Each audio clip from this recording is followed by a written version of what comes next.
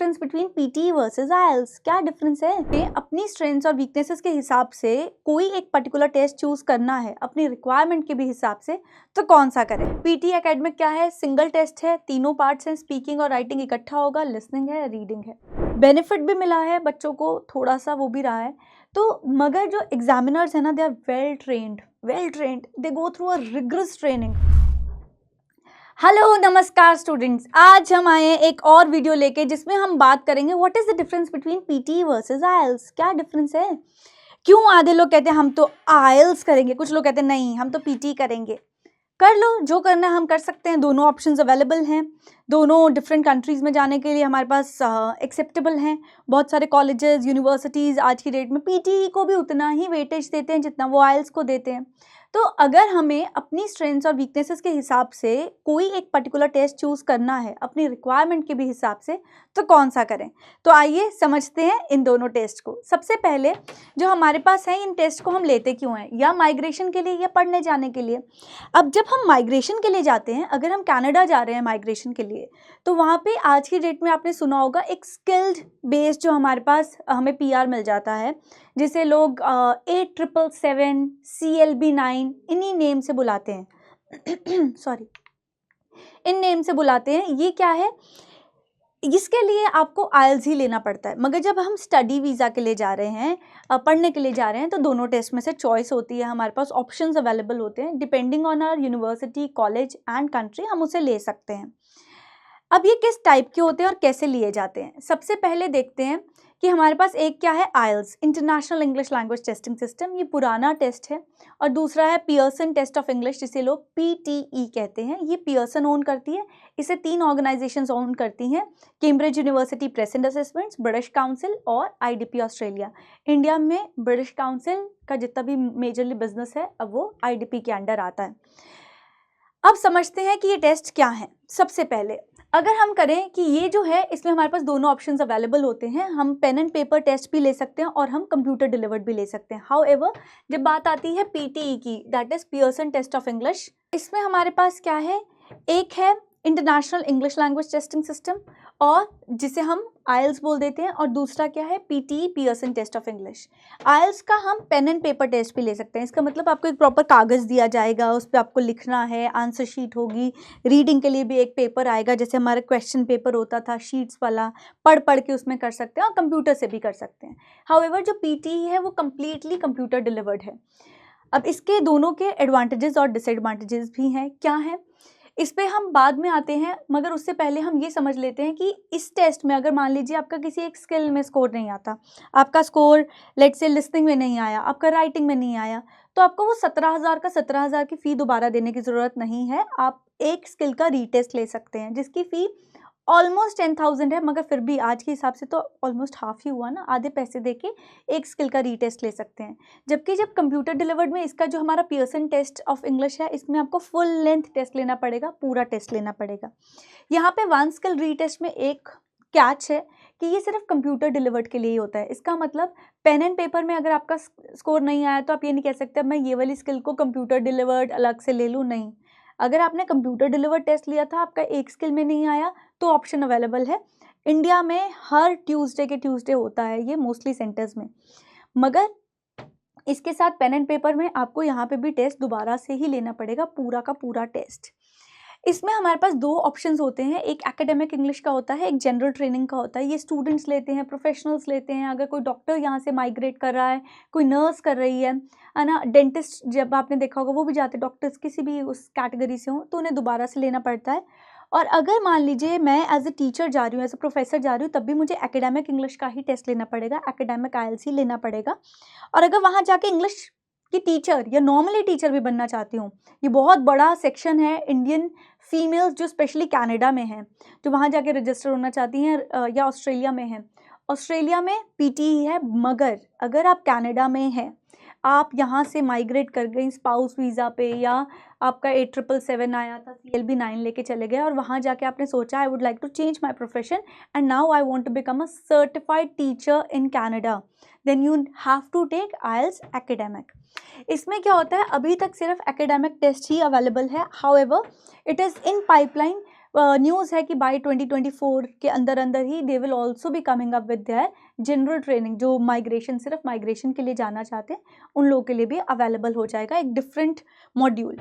इसमें एक human factor involve है। ह्यूमन फैक्टर क्यों इन्वॉल्व है? आपकी जो कॉपी है राइटिंग का है उसके बैंड डिस्क्रिप्टर्स हैं, स्टैंडर्डाइज तो है ही, मगर एक इंसान पढ़ रहा है, तो इंसान के पढ़ने से क्या होता है ना कि हम सिस्टम को ट्रेन करते हैं, जितना डेटा फीड होता है सिस्टम ट्रेन हो जाता है, मगर ह्यूमन का फैक्टर रहता ही रहता है। अब ये पॉजिटिव भी है नेगेटिव भी है। पॉजिटिव कब है? आप स्पीकिंग दे रहे हैं, आप नर्वस हो रहे हैं, तो बहुत बार एग्जामिनर्स आपको जेस्चर्स देते हैं। आप 2 मिनट से पहले आप अपने जो आपका टास्क कार्ड है, जिसे लोग क्यू कार्ड भी कह देते हैं, उसमें रुक गए, आपका टाइम अभी बहुत कम हुआ है, तो वो लोग आपको हैंड जेस्चर से कहते हैं कि थोड़ा और बोलो। आपको कई बार एक्सप्रेशन से मोटिवेट करते हैं, मगर कुछ लोग डिमोटिवेट भी हो जाते हैं। मैम वो जो एग्जामिनर थे ना, वो मुझे ऐसे ऐसे देख रही थी, मुझे गुस्से से देख रही थी, चाहे उन बेचारी की आई साइड वीक हो और वो समझने की कोशिश कर रही हूँ, मगर अगैन ह्यूमन फैक्टर इन्वॉल्व है ना, तो कुछ लोग डर जाते हैं। अब कंप्यूटर डिलीवर्ड जो हमारा पीटी है, इसकी जो स्पीकिंग है, राइटिंग है, सब कुछ क्या है, कंप्यूटर के आगे ही है, कंप्यूटर के आगे बोल रहे हैं। अब इसमें कंप्यूटर के आगे बोल रहे हैं तो कई बार क्या होता है कि हमें आवाज़ नहीं आई, साथ वाले लोग भी दे रहे होते हैं, उनकी आवाज़ें आ रही हैं। अब कंप्यूटर ये चीज़ नहीं समझता। अगर आपने क क किया तो वो नहीं देखेगा कि पीछे बैकग्राउंड में नॉइज़ थी इसलिए ये बच्चा फंबल कर रहा है। वो तो ये कहेगा कि अच्छा बच्चा फंबल कर रहा है, इसे इंग्लिश नहीं आती। ठीक है? पॉजिटिवली भी हो सकता है कि कंप्यूटर हमें कुछ कह ही नहीं रहा, तो हमारे पास थोड़ा-सा गलत हो गया, हमने आगे जाके फराटेदार इंग्लिश बोल ली अपनी, उसे बैलेंस आउट कर लिया, तो पॉजिटिव इम्पैक्ट भी है। दोनों चीज़ें ही रहती हैं। ये जो होता है ये क्लोज सेटिंग में होती है, मतलब जब हमारी स्पीकिंग हो रही है, एक रूम है, अच्छे होटल्स बुक किए जाते हैं, वहाँ आपका स्पीकिंग का पार्ट आता है। उस रूम में एक बहुत ही शानदार सी चेयर पे एक एग्जामिनर बैठे होते हैं, उनके सामने एक और चेयर लगी होती है, वहाँ पे जाके आपको बिठाया जाता है, पानी का ग्लास पड़ा होता है और आप वहाँ जाके बिल्कुल एक शांत एनवायरनमेंट में स्पीकिंग देते हो। वो स्पीकिंग रिकॉर्ड भी करनी होती है, इसलिए कोई शोर शराबा, कोई भी एक्सटर्नल नॉइज़ नहीं होती। ऑन द कॉन्ट्ररी जब आप पीटी का टेस्ट देते हो, तो जब आप माइक्रोफोन में बोलते हो तो बाकी के लोग भी तो बोल रहे हैं ना, तो वो थोड़ा-सा डिस्टर्बेंस, जो नॉइज़ है बैकग्राउंड की, वो रहती है।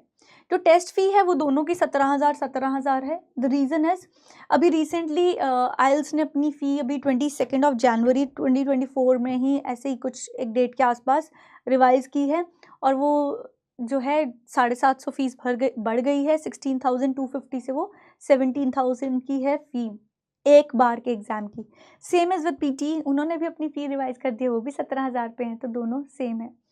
इसमें जो टेस्ट होता है आइल्स में, वो आपका 2 दिन में होता है। ये मैंने पिछली वीडियो में भी बताया था कि आपकी लिसनिंग, रीडिंग, राइटिंग, चाहे वो लिसनिंग, रीडिंग, राइटिंग के फॉर्मेट में हो, या वो राइटिंग, लिसनिंग और राइटिंग, रीडिंग और लिसनिंग के फॉर्मेट में हो। ये 3 चीज़ें, ये 3 स्किल्स एक दिन टेस्ट की जाएँगी, और स्पीकिंग किसी और दिन पे होती है। बहुत कम केसेस होते हैं जहाँ सेम डे स्पीकिंग आ जाती है, बट फिर वो अलग सेटिंग में होगी। आपने सुबह अपना एलआरडब्ल्यू का टेस्ट लिया, शाम को आपकी स्पीकिंग है, या सुबह आपने स्पीकिंग ली, शाम को आपका एलआरडब्ल्यू का टेस्ट है, तो 2 सिटिंग्स में होती हैं। 2 दिन में हो ना हो, सिटिंग्स तो आपको 2 ही लगेंगी। मगर जो आपका इसका टेस्ट होता है ये 1 गो में हो जाता है, कंप्यूटर नहीं लेना है, एक ही बार 3 घंटे लगाए, ऑलमोस्ट 3 साढ़े 3 घंटे में आपका टेस्ट कंप्लीट हो गया। अब एक और डिफरेंस समझ लेते हैं कि इन दोनों टेस्ट में क्या रहता है। जब आइल्स में है तो हमारी लिसनिंग 30 मिनट्स की है, 10 मिनट मिल रहे हैं पेन एंड पेपर में आंसर्स को ट्रांसफ़र करने के लिए। कंप्यूटर डिलीवर्ड में 2 मिनट मिल रहे हैं आपको चेक करने के लिए कि रिस्पॉन्सेज सही है कि नहीं। यहाँ पे क्या है, आप स्पीकिंग और राइटिंग से स्टार्ट कर रहे हो, आपका 54 से लेके 67 मिनट्स का टेस्ट है, जिसमें दोनों स्किल्स इंटीग्रेटेड मैनर में टेस्ट हो रही हैं, दोनों चीज़ें चल रही हैं। रीडिंग में 60 मिनट्स की है, 3 पैसेजेस हैं, अगर एकेडमिक है तो 3 ही पैसेजेस हैं, उन तीनों पैसेजेस में 700 से 800 वर्ड्स हैं, फॉलोड बाय हर उसमें 13-14 क्वेश्चंस हैं और 40 क्वेश्चंस हैं। इसमें क्या है, आपकी 29 से लेके 30 मिनट्स की रीडिंग है। यहाँ पे आपके राइटिंग टास्क में 2 पार्ट्स है, राइटिंग टास्क 1 और राइटिंग टास्क 2। इसमें आपकी स्पीकिंग के साथ ही दोनों प्रोडक्टिव स्किल्स इकट्ठी कवर होगी, रिसेप्टिव स्किल्स अलग अलग हो रही हैं। यहाँ पे आपकी हर स्किल को अलग से टाइम दिया जा रहा है। इसमें स्पीकिंग के पार्ट्स हैं, जैसे ये मैंने पिछली वीडियोज़ में भी बताया है। टेस्ट टाइप कैसा होता है सॉरी, टेस्ट टाइप क्या होता है हमारा कि यहाँ पे जनरल ट्रेनिंग है, इसमें listening, academic reading, general training की रीडिंग, आपको जिस भी आपकी रिक्वायरमेंट है उस हिसाब से आपको प्रिपरेशन का मटेरियल चाहिए। पीटी एकेडमिक क्या है, सिंगल टेस्ट है, तीनों पार्ट्स हैं, स्पीकिंग और राइटिंग इकट्ठा होगा, लिसनिंग है, रीडिंग है। स्कोर की रिपोर्ट कैसी आती है, जो हमारा आइल्स है, मैं बार बार बताती हूँ कि इसमें आपका एक रॉ स्कोर होता है, उस रॉ स्कोर को एक बैंड स्कोर में कन्वर्ट किया जाता है, जो 0 से लेकर 9 तक रेंज करता है। इसमें आपके हर स्किल को, इट मीन्स आपकी लिसनिंग को भी बैंड 9 में से दिया जाएगा, आपकी रीडिंग को भी बैंड 9 में से स्कोर दिया जाएगा, राइटिंग को भी, स्पीकिंग को भी। फिर इन चारों का एक एवरेज निकाला जाएगा जो आपका फाइनल बैंड स्कोर होगा। इसमें क्या होता है, आपका ओवरऑल स्कोर 90 में से आता है। इसमें कम्युनिकेटिव स्किल्स जैसे कि लिसनिंग, रीडिंग, स्पीकिंग, राइटिंग, सबको 90 पॉइंट्स दिए जाते हैं। और फिर and a score for each, है ना, सबका भी ओवरऑल भी। इसमें ये स्कोर 90 में से आता है, इसमें से 9 में से आता है, बस इतना ही डिफरेंस है। जब आपका रिजल्ट आता है तो ये एक टेस्ट, टीआरएफ बहुत पॉपुलर टर्म है आइल्स की फील्ड में, टीआरएफ टेस्ट रिपोर्ट फॉर्म आती है। अगर आपने पेन एंड पेपर लिया है तो आज अगर आपका टेस्ट हुआ है तो उसके 13 दिन बाद आपको मैसेज से भी आएगा, और आपका जो पोर्टल है जहाँ पे आपने बुक किया था, आपकी आईडी बनी थी, उस पर भी एक पीडीएफ आ जाती है, डाउनलोडेबल वर्जन होता है, आप डाउनलोड करके प्रिंट कर सकते हैं। पहले वो आपके घर पे आता होता था एक ऐसे थोड़ा ना ब्लैक एंड वाइट सा कार्ड। कंप्यूटर डिलीवर्ड में 3 to 5 डेज में आपका रिजल्ट आ जाता है। एंड अगेन इसमें भी वैसे ही आपका टीआरएफ आता है, प्लस आपके मोबाइल पे एसएमएस आ जाता है। इसमें 5 बिजनेस डेज में ही आता है आपका स्कोर। अब इसमें क्या होता है, मैंने एक बार पहले भी बताया था कि देखो हर टेस्ट दूसरे टेस्ट के हिसाब से भी खुद को वेट कराता है, वेटेज अपनी डिसाइड करता है। आइल्स जब मार्केट में आया तो उन्होंने कहा कि देखो हम CEFR लेवल्स के हिसाब से ऐसे हैं। वैसे जब पीटी आया तो उन्होंने कहा कि अगर हमारे इसमें इतना स्कोर आ रहा है तो पीटी में इतना स्कोर है। ये थोड़ा सा इसमें डिस्क्रिपेंसी हमेशा रही है कि इसमें ये इतना आ रहा है मैम, मगर मेरा आइल्स में तो उतना नहीं आया, मेरा पीटी में राइटिंग में तो ईजिली 89-90 आ गया, मेरा आइल्स में राइटिंग में तो 9 बैंड्स नहीं आ रहा, बैंड स्कोर 9। तो वो तो एक डिस्क्रिपेंसी बनी रहती है। मगर ये देख लीजिए कि अगर आपका पीटी में 89-90 है तो वो बैंड स्कोर आइल्स के 9 के हिसाब से है। अगर आपका यहाँ पे 64 से 72 है तो ये 7 के हिसाब से है। अगर आप चाहें आप इसका स्क्रीनशॉट ले सकते हैं, ये इन्होंने खुद को एक दूसरे के हिसाब से रिलेटिवली आपका कितना स्कोर है उसके लिए आपको एक स्टैंडर्ड दे दिया है। तो चलिए क्विक रिकैप ले लेते हैं। टेस्ट टाइप्स क्या हैं इनका, जनरल ट्रेनिंग पीटी का is yet to come in the market, IELTS का we already have. Score PT में 10 से लेके 90 तक रहता है। इनका इंटीग्रेटेड होता है, कम्युनिकेटिव होता है। जब आप रीड कर रहे हैं तो आपको वहाँ पे क्वेश्चन को राइटिंग के लिए अगर रीड करें तो कहीं ना कहीं इंटीग्रेटेड वहाँ पे भी मार्क्स मिल रहे हैं। इनका स्किल वाइज होता है, ऐसा कुछ नहीं, आपको ओवरऑल पहले चारों स्किल्स का अलग अलग टेस्ट लेंगे आप, और फिर उस टेस्ट के बेसिस पे आप अपना 0 से लेके 9 तक आपका बैंड स्कोर रहेगा। Overall score is not an average calculation, average नहीं होता है, अलग अलग आता है। उसके बाद इसको 90 में से करते हैं, इसमें चारों सेक्शंस का आएगा, उसका एवरेज लिया जाएगा। स्कोरिंग जो होती है वो ऑटोमेटेड होती है। पहले से ग्लोबल एक स्केल ऑफ इंग्लिश इन्होंने थर्मोमीटर स्टाइल एक स्केल बनाया हुआ है कि हाँ जी यहाँ से लेके यहाँ तक रहेगी, ऐसे है। कंप्यूटर ने डिसाइड करना है, मोस्टली आर्टिफिशियल इंटेलिजेंस कह लो आप उसे आप कंप्यूटर स्किल्स कह लो, मतलब कंप्यूटर के मशीन के दिमाग में सब कुछ फीड कर रखा है कि हाउ डज इट वर्क। यहाँ पे आपका डेफिनेटली ह्यूमन एरर है, एरर भी हो सकता है, बेनिफिट भी हो सकता है। बेनिफिट तब हो सकता है ह्यूमन असेसमेंट्स है, जैसे मैंने बताया कि आपका कोई एक चीज़ बहुत ही अच्छी है तो चाहे स्टैंडर्डाइज है बट आपको थोड़ा सा लेवरेज मिल जाता है।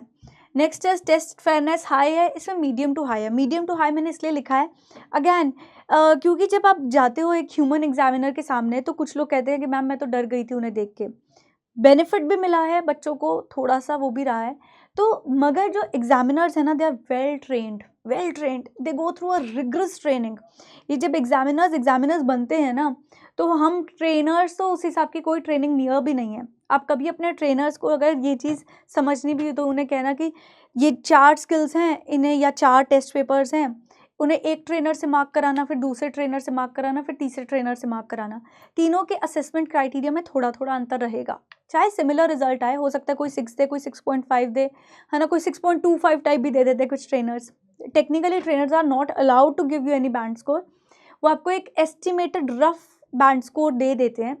मगर अगर आप वो 3 डिफरेंट एग्जामिनर्स को दोगे और उन्हें कहोगे कि सर मैम ये स्क्रिप्ट है इन्हें मार्क कर दीजिए, तो तीनों सेम स्कोर देंगे। They go through such rigorous training कि वो उनमें से कोई भी मार्क करे वो सेम ही रहता है।